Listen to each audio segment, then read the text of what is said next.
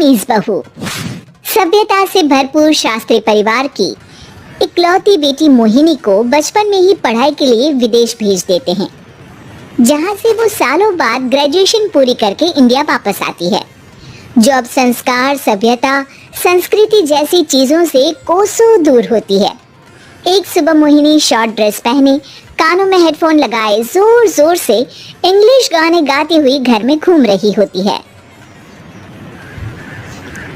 सुबह सुबह भगवान का नाम लेते हैं, राक्षसों की तरह चिल्लाते नहीं। पॉप्स, आपको अच्छे गाने की बिल्कुल समझ नहीं है, सो ठीक है, चल पियो। अरे मोहिनी, पापा से ऐसे बात करते हैं क्या? सारी तमीज भूल गई हो। ओह मॉम प्लीज, इतनी बड़ी भी कोई बात नहीं हुई, सो डोंट ओवररिएक्ट। ऐसे ही दिन बीतते हैं जिसमें मोहिनी के तौर तरीके, रहने और बात करने का ढंग उसकी मम्मी पापा को परेशान करने लगता है। भला कोई मानेगा कि ये मेरी बेटी है? रीति रिवाज और संस्कारों से तो इसका दूर दूर तक कोई नाता नहीं, और अब तो लगता भी नहीं कि कभी होगा। अरे ऐसे कैसे नहीं होगा? लड़कियां सारे नखरे अपने माँ बाप को ही दिखाती है। ससुराल जाकर उन्हें सब कुछ करना भी पड़ता है और मानना भी। पत्नी की बात शास्त्री जी समझ जाते हैं और कुछ ही दिनों में अपने से भी ज्यादा धार्मिक परिवार में निखिल के साथ मोहिनी का रिश्ता पक्का कर देते हैं। रिश्ता तो पक्का कर दिया, पर यहाँ मोहिनी को कैसे मनाएंगे? शादी ब्याह के मामले में आटे में नमक जितना झूठ तो चलता है जी।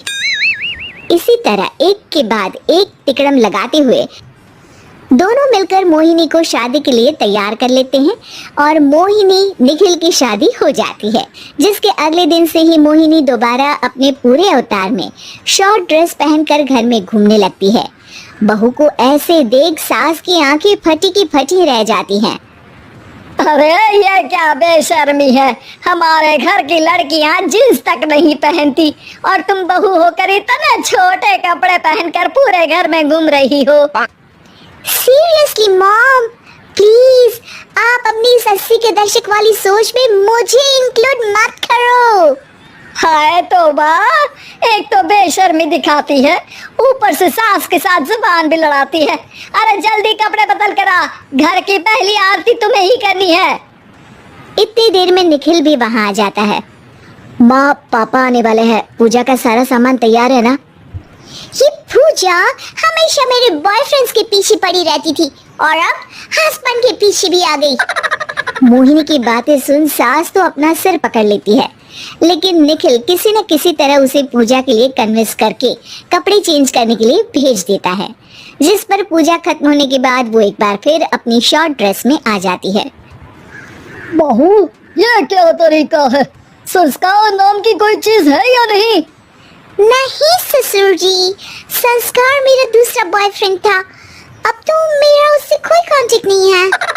मोहिनी का जवाब सुन के ससुर तो भगवान नाम जपते वहां से चले जाते हैं, लेकिन सास बहू के बीच कहासुनी फिर शुरू हो जाती है, जिसे इग्नोर करते हुए मोहिनी घर से बाहर चली जाती है और देर रात घर वापस आती है। मोहिनी, मैं जानता हूँ कि तुम विदेश में रही हो और तुम्हें वहीं की आदत है, पर यहाँ चीजें कुछ अलग है। अगर तुम उस हिसाब से कुछ एडजस्ट कर लो तो सबके लिए सही हो जाएगा। I am not in a lecture mood. Good night. अगली सुबह मोहिनी देर से उठकर एक बार फिर उसी तरह सबके सामने आती है, जिस पर उसकी सास कुछ बोले उससे पहले ही मोहिनी की दोस्त मोनिका और रेचल वहाँ आ जाती हैं। Oh hi darling, how are you? OMG, we missed you so much. I missed you too darling. Ram Ram, इन्होंने तो तुमसे भी छोटे कपड़े पहने हैं। अरे तुम लोगों के अंदर कोई शर्म लिहाज बाकी भी है या सब बेच खाई? मोहिनी, तुम्हारी मेड कुछ ज्यादा नहीं बोलती। इस पर मोहिनी की दोस्त उसकी सास का मजाक बनाने लगती है, जिसे सुन निखिल उन्हें जवाब देते हुए कड़वे शब्द सुना देता है और वो सुन के वो दोनों तो मुंह बनाए वहां से चली जाती है, लेकिन गुस्से से लाल मोहिनी वहीं खड़ी निखिल को घूरती रहती है। घूर क्या रही हो? तुमसे शादी की ये सोचकर कि विदेश में पढ़ी लिखी हो, घर में कोई पॉजिटिव चेंज लाओगी, अपनी करियर के लिए एम्बिशियस होगी, पर अपने इस बिहेवियर से उस पढ़ाई के साथ साथ अपने मम्मी पापा के नाम को भी डुबो रही हो। अगर तुम्हें ऐसे ही हाल रखना है तो यहाँ रहने की कोई जरूरत नहीं है। निखिल की बातें सुनकर मोहिनी रोते हुए घर छोड़कर अपनी मम्मी पापा के पास वापस आ जाती है। ससुराल में सब कुछ ठीक तो है? वो अपने आप को समझते क्या है? मोहिनी पर चिल्ला रहे? मैं क्यों उसके इशारों पर चलूं? मैं अपनी लाइफ अपने तरीके से जीना चाहती हूँ और वो ना आप लोगों को मंजूर था और ना ही उन्हें है। तुम यहाँ नहीं रह सकती।